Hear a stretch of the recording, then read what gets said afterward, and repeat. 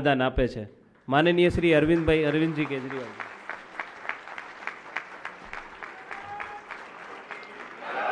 भारत माता की, भारत माता की, वंदे वंदे।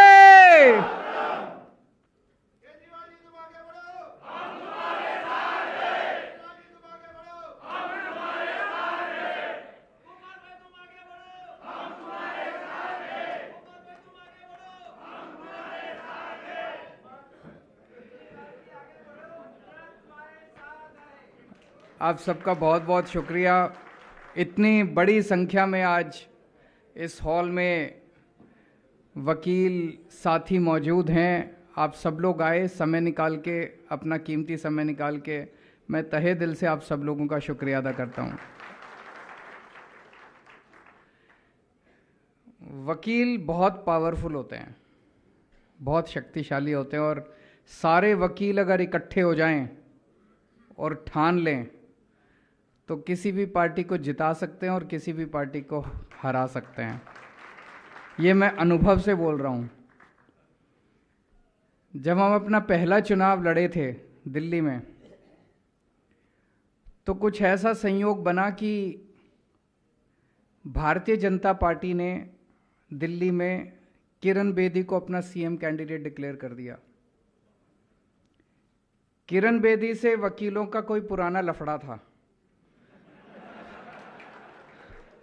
कोई कभी किरण बेदी जी पुलिस में थी, कोई कभी वकीलों के प्रोटेस्ट पे उन्होंने लाठीचार्ज वगैरह कराया था कई साल पहले। तो तब से वकील उसको अपने मन में लेके बैठे थे कि इनको सबक सिखाएंगे। तो जब बीजेपी ने डिक्लेयर किया किरण बेदी जी को अपना सीएम कैंडिडेट, तो सारी अलग अलग बार के लोग मुझसे मिलने के लिए आए। उन्होंने कहा, सर हम आपको सपोर्ट करेंगे, हम इनको हराएंगे। और सारे वकील इकट्ठे हो गए दिल्ली के, और उन्होंने अपनी टीम्स बनाई, जाके डोर टू डोर प्रचार किया। और किरण बेदी जी खुद, उनकी सीएम कैंडिडेट भी हमारे एक छोटे से नेता से हार गई। तो अब 2 महीने के बाद चुनाव है। मैं लीपापोती नहीं करूंगा, सीधे बोलूंगा मैं आप लोगों का समर्थन मांगने के लिए आया हूं, आप लोगों से सहायता मांगने के लिए आया हूं। अगर गुजरात के सारे वकील इकट्ठे हो जाएं, वकील जो है उनका वर्ड ऑफ माउथ जो है वो बड़ा स्ट्रांग होता है। जो बोलते हैं, आपस में बोलते हैं, 10 लोगों से बात करते हैं दिन में, इतने सारे क्लाइंट्स आते हैं, सबसे बात करते हैं, वो वर्ड ऑफ माउथ बड़ा स्ट्रांग होता है। अगर सारे वकील इकट्ठे हो जाएं, सारे वकील साथ दें, तो 27 साल का भाजपा का शासन खत्म हो सकता है और गुजरात के अंदर भी एक ईमानदार आम आदमी पार्टी की सरकार आ सकती है। आप पूछेंगे आपको वोट क्यों दें। मैं आपको एक्सप्लेन करूंगा कि आपको आम आदमी पार्टी को वोट क्यों देना चाहिए। सबसे पहले तो वकीलों के लिए दिल्ली में हमने क्या किया। दिल्ली में हमारी सरकार आने के बाद वकीलों के साथ हमारी सीरीज ऑफ मीटिंग्स हुई। अभी तक मैं ये समझता था कि दिल्ली के अंदर हमने वकीलों के लिए जो किया वो सबसे बेस्ट किया। अभी अभी मुझे पता चला शायद केरला वाले हमसे 2 कदम आगे निकल गए हैं। मेरे को केरला की स्कीम के बारे में पता नहीं था। एक तो हमने वकीलों की डिमांड थी कि उनके चेंबर की बिजली फ्री की जाए। हमने वकीलों के चेंबर की बिजली फ्री कर दी। मुझे लगता है ये शायद पूरे देश में अकेला दिल्ली है जहाँ पे वकीलों के ऑफिस के जो चेंबर्स हैं, जो कोर्ट के जो चेंबर्स हैं, उनकी बिजली फ्री है। दूसरा, उनकी 2 डिमांड्स और थी। एक था लाइफ इंश्योरेंस और दूसरा था हेल्थ इंश्योरेंस। उसके लिए हमने अपने हिसाब से बहुत ही लिबरल पॉलिसी बनाई थी। 10 लाख रुपए का हमने लाइफ इंश्योरेंस करवाया, ग्रुप लाइफ इंश्योरेंस, और 5-5 लाख रुपए का उनका और उनके परिवार का हमने हेल्थ इंश्योरेंस कराया। कोरोना के वक्त 163 वकीलों की मौत हो गई थी।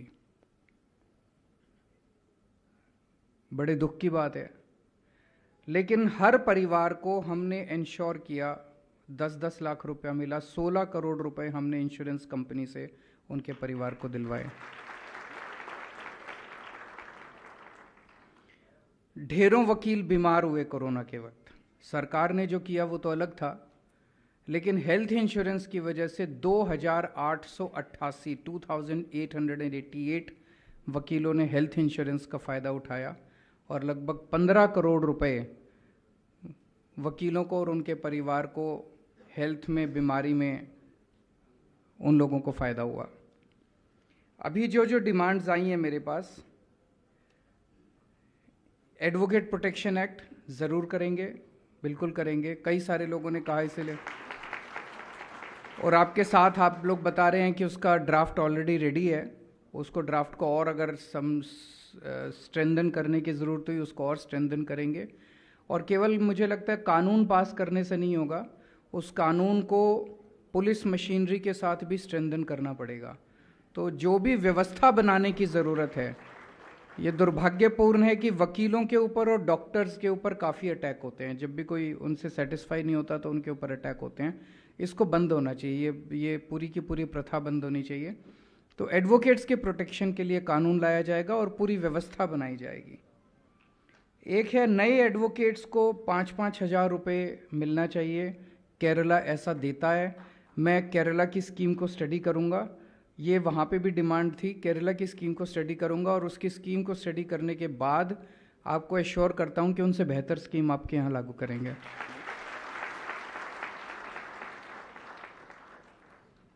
एक अरविंद ठाकुर जी ने कहा कि चेंबर्स की कमी है, चेंबर्स और बनने चाहिए, लोग बाहर बैठते हैं।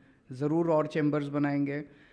इन चीज़ों में ज़्यादा खर्चा नहीं आता, मैंने देखा है। जैसे हेल्थ इंश्योरेंस और लाइफ इंश्योरेंस देने का टोटल खर्चा दिल्ली सरकार का 40 से 50 करोड़ रुपए साल का आता है। 40-50 करोड़ रुपए किसी भी बड़ी सरकार के लिए कोई बहुत छोटा सा अमाउंट है। इसीलिए ये जितनी आपकी डिमांड्स हैं, इन डिमांड्स के कोई इम्प्लीमेंट करने में कोई बहुत ज़्यादा खर्चा नहीं है। एक किसी ने कहा 169 एडवोकेट्स का कुछ मामला वो अटका हुआ है, आपके पक्ष में निर्णय लेंगे हम लोग। लेडीज़ अपने बच्चों को छोड़ के आती हैं, मैडम ने बोला था कि, तो उनके लिए क्रैश, उनके लिए सुविधाएं होनी चाहिए। ऐसी सुविधाएं करेंगे कि आपको पसंद आएगी। ऐसा नहीं होगा कि लीपापोती करेंगे। हम जो भी करते हैं दिल से करते हैं, फिर हम इम्प्लीमेंट करते हैं। हमारी खासियत यही है कि जो करते हैं उसका इम्प्लीमेंटेशन लास्ट तक हम इम्प्लीमेंटेशन को देखते हैं। एक डिमांड है सबकी कि 10 साल पूरे होने पे ऑटोमेटिक नोटरी का वो मिलना चाहिए। ज़रूर करेंगे, बिल्कुल करेंगे।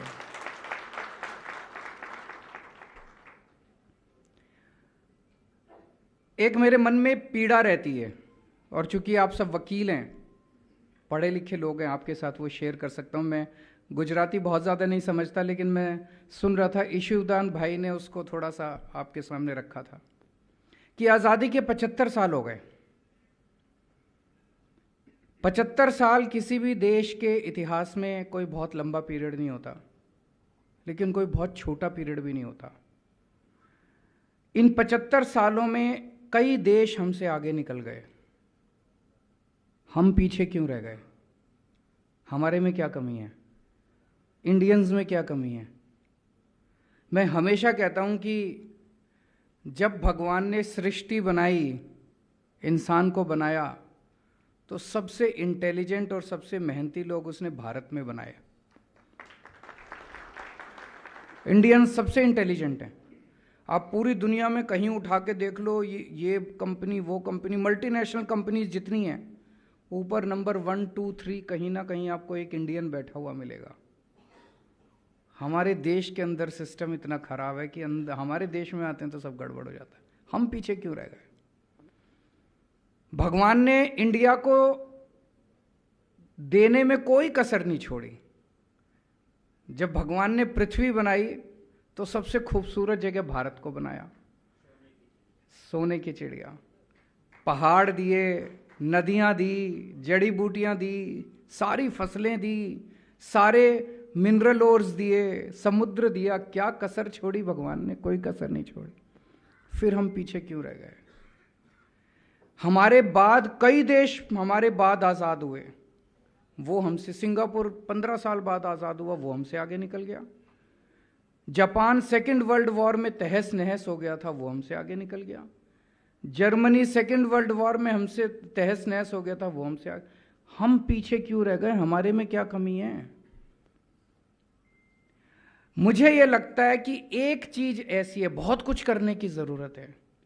एक चीज ऐसी है जिसे अगर हम वॉर फुटिंग के ऊपर करें, मिशन मोड में करें, तो भारत को बहुत जल्दी गरीबी से बाहर निकाला जा सकता है। भारत एक अमीर देश बन सकता है, डेवलप्ड कंट्री बन सकता है, और वो है शिक्षा। ये मैं अपने अनुभव से कह रहा हूं, या भाषण के बेसिस पे नहीं कह रहा। आज जब मैं कहता हूं कि मैं अच्छी शिक्षा दूंगा, फ्री में शिक्षा दूंगा, तो मेरा मजाक उड़ाते हैं, कहते हैं केजरीवाल फ्री की रेवड़ी बांट रहा है। अच्छी शिक्षा और फ्री शिक्षा देना फ्री की रेवड़ी नहीं है। अच्छी शिक्षा देना और फ्री शिक्षा देना राष्ट्र निर्माण का सबसे बड़ा काम है। दिल्ली के अंदर जब हमारी सरकार बनी थी, दिल्ली में सरकारी स्कूलों का बहुत बुरा हाल था। 18 लाख बच्चे पढ़ते हैं दिल्ली में सरकारी स्कूलों के अंदर। कोई भविष्य नहीं था इनका। दीवारें टूटी पड़ी थी, छत टूटी पड़ी थी, डेस्क थे नहीं, जमीन पे बैठते थे, रिजल्ट सारे फेल होते थे बच्चे। आज उन्हीं सरकारी स्कूलों को हमने शानदार बना दिया। प्राइवेट स्कूलों से भी ज्यादा अच्छे हो गए हैं सरकारी स्कूल। पिछले साल 4 लाख बच्चों ने अपने नाम प्राइवेट स्कूल से कटा के सरकारी स्कूल में भर्ती हुए हैं। ये चमत्कार से कम नहीं है। मैं एक क्लास में गया, मैंने क्लास में बच्चों से पूछा कि आप में से कौन कौन प्राइवेट स्कूल से नाम कटा के आया है। तो कुछ बच्चे खड़े हुए। फिर मैंने एक बच्चे से पूछा कौन से स्कूल से नाम कटा के आए हो। उसने कहा Saint Columbus. Saint Columbus Delhi का सबसे बढ़िया प्राइवेट स्कूल माना जाता है। लोग उसमें एडमिशन कराने के लिए लंबी लंबी लाइनें होती है वहाँ पे। सेंट कोलंबस का बहुत बड़ा नाम है दिल्ली के अंदर। सेंट कोलंबस से लोग अपना नाम कटा के दिल्ली के सरकारी स्कूल के अंदर अगर भर्ती करा रहे हैं, इससे बड़ा सर्टिफिकेट और क्या मिलेगा। पिछले साल दिल्ली के हमारे सरकारी स्कूलों के नतीजे 99.7% बोर्ड के पेपर में नतीजे आए हैं। अब हमारे जो बच्चे निकल रहे हैं, किसी का एडमिशन की इस आईआईटी में हो रहा है, किसी का इंजीनियरिंग में हो रहा है, किसी का मेडिकल में हो रहा है। एक रिक्शे वाले का बच्चा है, वो आईआईटी के अंदर कंप्यूटर साइंस पढ़ने जा रहा है। एक प्लम्बर का बेटा है, वो आईआईटी के अंदर केमिकल इंजीनियरिंग पढ़ने जा रहा है। इस साल 450 बच्चों का आईआईटी के अंदर एडमिशन हुआ है। आईआईटी के अंदर एडमिशन आसान थोड़ी होता है। 450 के करीब, 425 से 450 बच्चों का नीट के अंदर एडमिशन हुआ है, मेडिकल के अंदर एडमिशन हुआ है। आप सोच के देखो, वो रिक्शा वाला मुश्किल से 10 से 15 हज़ार रुपये महीना कमाता होगा। उसके बेटे का आईआईटी में एडमिशन हो गया। बेटा जब निकलेगा उसकी 3-4 लाख रुपए महीने की स्टार्टिंग सैलरी होगी आईआईटी के बाद। उस एक परिवार की तो गरीबी दूर हो गई। अगर हम अपने सारे बच्चों को अच्छी शिक्षा दे दी तो सोच के देखो कि सबकी गरीबी दूर हो सकती है। एक पीढ़ी के, इन 1 generation, in next 5 to 10 years हम गरीबी दूर कर सकते हैं। हमारे देश में 18 करोड़ बच्चे सरकारी स्कूलों में पढ़ते हैं। टोटल पूरे देश में 18 करोड़ बच्चे सरकारी स्कूलों में पढ़ते हैं। आज एक ट्रेंड चल पड़ा है पूरे देश के अंदर, जो बड़ा खतरनाक ट्रेंड है। एक के बाद एक सरकारें जो हैं सरकारी स्कूल बंद करती जा रही हैं, सरकारी स्कूल बंद करती जा रही हैं। आपने अगर सरकारी स्कूल बंद कर दिए, एक गरीब आदमी अपने बच्चों को कहां भेजेगा? उसके पास तो पैसे नहीं है, वो अगर प्राइवेट स्कूल में भेज नहीं सकता। ये 18 करोड़ बच्चे जिन स्कूलों में पढ़ते हैं आज, उनकी भी कबाड़ खाने से अच्छी हालत नहीं है, फिर भी भेजते हैं, मजबूरी में भेजते हैं। वो भी अगर आप बंद कर दोगे, 18 करोड़ बच्चे अनपढ़ रह जाएंगे हमारे देश के अंदर। कहां का विश्व गुरु, कहां का नंबर 1? हमारा देश शक्तिशाली बनेगा, सर्वश्रेष्ठ बनेगा, विश्व गुरु बनेगा, नंबर 1 बनेगा, जब हम अपने हर बच्चे को अच्छी से अच्छी शिक्षा देंगे। तभी हमारा देश आगे बढ़ सकता है। और दिल्ली में 5 साल में अगर हो सकता है, मुझे लगता है पूरे देश में भी 5 साल के अंदर हो सकता है। ये कोई बड़ी बात नहीं है, अगर हम सारे लग जाएं, सारी सरकारें मिलकर लग जाएं तो हो सकता है। दिल्ली के अंदर किया, पंजाब के अंदर शुरू कर दिया हम लोगों ने। 100 स्कूल तैयार हो जाएंगे अगले 5-7 महीने, और उसके बाद उसको मॉडल बना के सारे स्कूलों को ठीक करेंगे। अगर आप हमें एक मौका दोगे तो गुजरात के भी सारे स्कूल शानदार बना देंगे।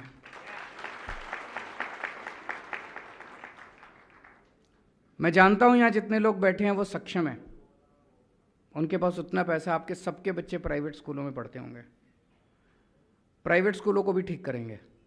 उन्होंने भी गुंडागर्दी मचा रखी है। दिल्ली में उनको फीस नहीं बढ़ाने दी हमने। अभी आ रहा हूं, मैं उसी पे आ रहा हूं। प्राइवेट स्कूलों ने भी गुंडागर्दी मचा रखी है। दिल्ली में बड़ा इंटरेस्टिंग हुआ, हमने प्राइवेट स्कूलों का आते ही हमारी सरकार ने सारे प्राइवेट स्कूलों का ऑडिट करवाया, फाइनेंशियल ऑडिट। प्राइवेट स्कूलों की कानून है, प्राइवेट स्कूल एक तरह से ट्रस्ट होता है। Private school can not earn profit and they can not save money. आपसे जो फीस लेते हैं वो फीस बच्चे की पढ़ाई पे खर्च होनी चाहिए, वो उसको सेव नहीं कर सकते। ऑडिट में निकल के आया कुछ स्कूलों का 50 करोड़ का एफडी बना रखा है, 40 करोड़ का एफडी बना रखा है, 30-30 करोड़ का एफडी बना रखा है। और यहां ज्यादा होगा, यहां तो 27 साल की सरकार है। 30-30, 40-40, और वो सबसे नामी स्कूल, दिल्ली के सबसे बड़े स्कूल, उनके एफडी तुड़वा के हमने बच्चों की फीस वापस कराई, लोगों के बैंक अकाउंट में पैसे। भारत के इतिहास में पहली बार हुआ होगा कि स्कूलों ने फीस वापस की। स्कूल तो फीस लेते हैं, स्कूलों ने फीस वापस की। और उसके बाद हमने कानून बना दिया कि सरकार की मर्जी के बिना कोई स्कूल फीस नहीं बढ़ाएगा। 2-4 को छोड़ के 7 साल से किसी की फीस नहीं बढ़ी अभी तक दिल्ली के प्राइवेट स्कूलों में। तो पहली चीज तो ये, प्राइवेट स्कूलों को डिसिप्लिन करेंगे, ठीक करेंगे, किसी को नाजायज फीस नहीं बढ़ाने देंगे, सबका ऑडिट कराएंगे। दूसरी चीज, मैं आपको एश्योर करता हूं 5 साल में गुजरात के सरकारी स्कूल इतने अच्छे कर देंगे, यहां बैठे हुए 70 से 80% लोग अपने बच्चों के नाम प्राइवेट से कटा के सरकारी स्कूलों में भर्ती कराएंगे। दूसरी इंपॉर्टेंट चीज है हेल्थ और एजुकेशन। ये सबसे इंपॉर्टेंट है। आज इतना महंगा हो गया इलाज कराना, इतना महंगा हो गया इलाज कराना कि आपको छोटी सी बीमारी हो जाए, डॉक्टर के पास चले जाओ, 3-4 हज़ार रुपये से कम का तो बिल आता ही नहीं है। और भगवान ना करे अगर बड़ी बीमारी हो जाए तो 8-10 लाख रुपए का बिल आ जाता है किसी भी सामान्य से हॉस्पिटल के अंदर। आदमी तो लुट जाता है, तनख्वाह है नहीं, तनख्वाह बढ़ नहीं रही है। दिल्ली में हमने सबका इलाज, चाहे गरीब हो चाहे अमीर हो, 2 करोड़ लोग दिल्ली में रहते हैं, सबका इलाज हमने, सारा इलाज मुफ्त कर दिया। कितना भी खर्चा है, अगर आपको छोटा सा बुखार है, मोहल्ला क्लिनिक बना दिए गली गली के अंदर। आप मोहल्ला क्लिनिक में जाइए, डॉक्टर फ्री, टेस्ट फ्री, इलाज फ्री, और शानदार मोहल्ला क्लिनिक है। ऐसा मोहल्ला क्लिनिक तो एक तरह से सरकारी डिस्पेंसरी हुई। लेकिन ग्रेटर कैलाश जो दिल्ली की सबसे पॉश कॉलोनी है, वहाँ पे 2 मोहल्ला क्लिनिक हैं। एक बार मैं सड़क से गुजर रहा था, सड़क से गुजरते हुए अगर मुख्यमंत्री कह के जाए ना कि आज मैं देखने आऊँगा, तो सब कुछ ठीक हो जाता है, फिर उस विजिट का कोई फ़ायदा नहीं है। मैं सड़क से गुजरता, मैं गाड़ी रोकी, मैं एक मोहल्ला क्लिनिक में घुस गया। वहाँ पे इतने संभ्रांत और इतने अमीर घरों की महिलाएं उस मोहल्ला क्लिनिक में इलाज कराने आई हुई थी। मैंने उनसे पूछा, उन्होंने कहा जी डॉक्टर बड़ा अच्छा है और सारा इलाज मुफ्त होता है, सब कुछ, सारे टेस्ट मुफ्त होते हैं, सारी दवाइयाँ मुफ्त मिलती हैं, सारा इलाज मुफ्त होता है वहाँ से। और अगर आपको कोई बहुत बड़ी बीमारी हो जाए, भगवान ना करे 10 लाख, 20 लाख, 30 लाख का खर्चा आए, वो भी सारा दिल्ली सरकार देती है, सारा इलाज मुफ्त। और सरकारी अस्पतालों को हमने प्राइवेट से भी ज़्यादा अच्छा कर दिया। तो मुझे लगता है कि ये सरकार की जिम्मेदारी है, इसको फ्री की रेवड़ी नहीं कहना चाहिए। शिक्षा और स्वास्थ्य, अच्छी शिक्षा, इंग्लैंड के अंदर सबका इलाज मुफ्त है, सबका इलाज मुफ्त है। 37 कंट्रीज हैं जहां पे शिक्षा, हर बच्चे को मुफ्त शिक्षा मिलती है। अमेरिका में हर बच्चे के लिए मुफ्त शिक्षा का इंतजाम है, इंग्लैंड के अंदर है, जापान के अंदर है। वो लोग अमीर हैं इसलिए शिक्षा मुफ्त नहीं है, उन्होंने अपने बच्चों को मुफ्त शिक्षा दी, इसलिए वो अमीर बने हैं। हम भी अगर अपने बच्चों को अच्छी शिक्षा देंगे तो अमीर बनेंगे। ऐसे ही ढेरों देश ऐसे हैं जो अपने सारे नागरिकों को फ्री स्वास्थ्य सेवाएं देते हैं। दिल्ली में दी, गुजरात के भी 6.5 करोड़ लोगों के लिए हम मुफ्त स्वास्थ्य सेवाओं का इंतजाम करेंगे। आपके लिए सरकारी अस्पताल, गांव-गांव के अंदर मोहल्ला क्लिनिक, शहर के अंदर, कॉलोनी के अंदर मोहल्ला क्लिनिक बनाएंगे। आप कहेंगे पैसा कहाँ से आएगा? पैसे की कमी नहीं है। ये जो हवा बनाते हैं ना, हवा बनाते हैं, लोन लेते हैं, घाटा हो गया, फलाना हो गया, ढिमका हो गया।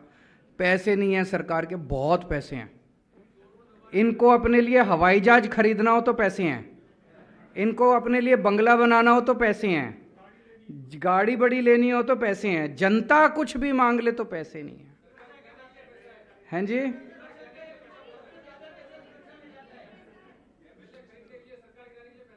एमएलए खरीदने के लिए पैसे बहुत हैं। बिल्कुल सही कहा। अभी दिल्ली में इन्होंने हमारी सरकार गिराने की कोशिश की। हमारे 12 एमएलए के पास संपर्क किया उन्होंने, हर एक को 20-20 करोड़ रुपए ऑफर किए। इनका टारगेट था 40 एमएलए का। हर एक को बोल रहे थे कि 2-3 और ले आओ, 40 एमएलए करने हैं। तो एक एमएलए को 20-20 करोड़ ऑफर कर रहे थे। 40 एमएलए का टारगेट था, तो 800 करोड़ का तो इंतजाम इन्होंने कर रखा था दिल्ली में। कहां से आया ये पैसा? किसका पैसा है ये? आप ही का तो पैसा है। तो जब आप कहते हो कि हमें सुविधाएं चाहिए, तो कहते हैं पैसा नहीं है। हम एमएलए नहीं खरीदते, ये हमारे धंधा नहीं है, उनका ही धंधा है। तो हम आपके लिए बिजली फ्री कर देते हैं, शिक्षा फ्री कर देते हैं, हॉस्पिटल फ्री कर देते हैं, दवाइयां फ्री कर देते हैं।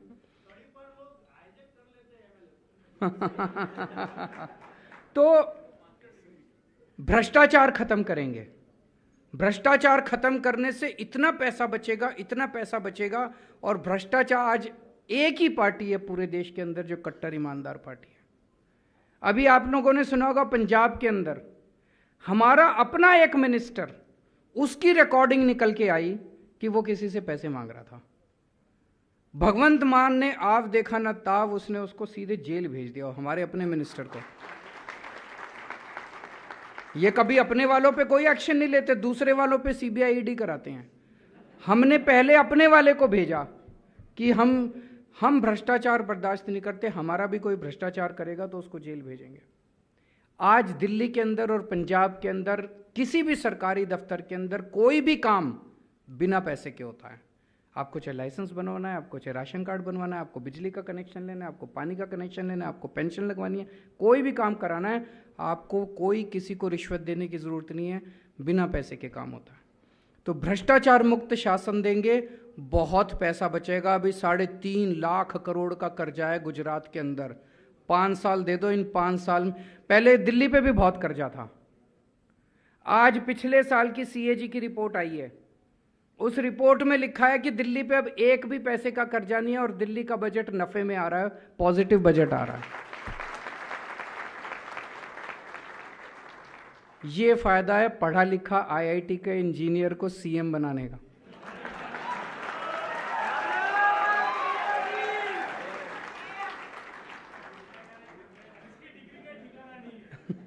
समझ आती है मुझे, फाइनेंस भी समझ आती है, इंजीनियरिंग भी समझ आती है। तो भ्रष्टाचार आपका बहुत बहुत शुक्रिया sir, thank you so much, आपका आशीर्वाद रहे। 27 साल आपने इनको दिए, मैं इनकी बुराई नहीं करूंगा, लेकिन 27 साल बहुत होते हैं। इन्होंने जो अब करना था वो कर दिया। अब अगले 5 साल में तो वो वही रिपीट होगा जो ये कर रहे हैं। कोई कुछ नया नहीं करने वाले, कुछ नया नहीं करने वाले। एक मौका हमें भी दे दो।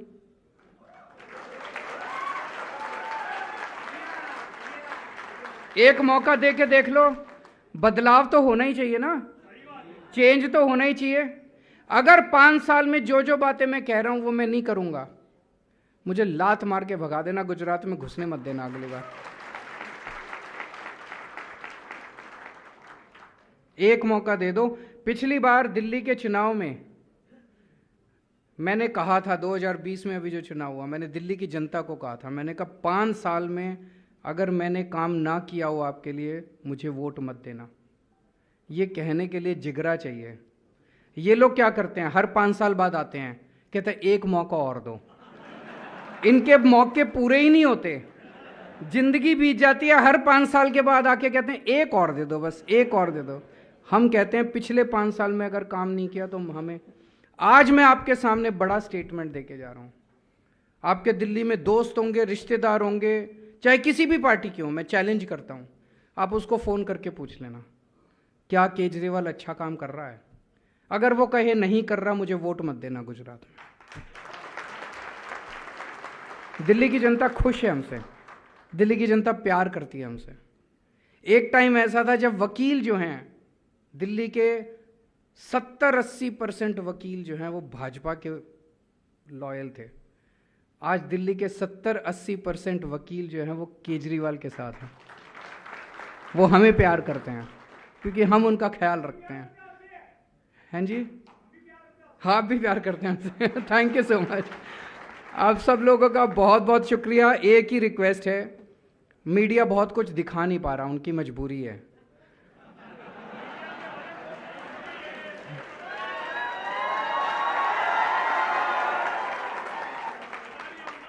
उनको कहा गया है कि केजरीवाल का कुछ नहीं दिखाना, आम आदमी पार्टी का कुछ नहीं दिखाना, राहुल गांधी आए तो दिखाना है। कुछ जुगलबंदी चल रही है दोनों में। मैं बोल के गया कि अगर हमारी सरकार बनी तो हम बिजली मुफ्त देंगे, हम ये करेंगे ये करेंगे। 6ठे पेज पे इतना सा छपा। उसके बाद राहुल गांधी जी आए और वो बोल के गए, फ्रंट पेज पे गुजरात के सारे अखबारों के अंदर छपा। जबकि आज की डेट में 3रे नंबर पे कांग्रेस हो चुकी है, हम 2nd पे तो आ चुके हैं।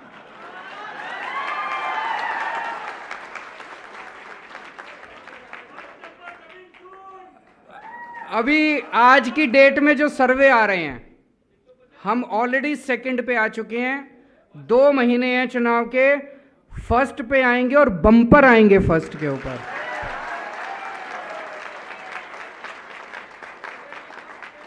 दिल्ली वालों ने पहले रिकॉर्ड बनाया था, 70 में से 67 सीट दी थी।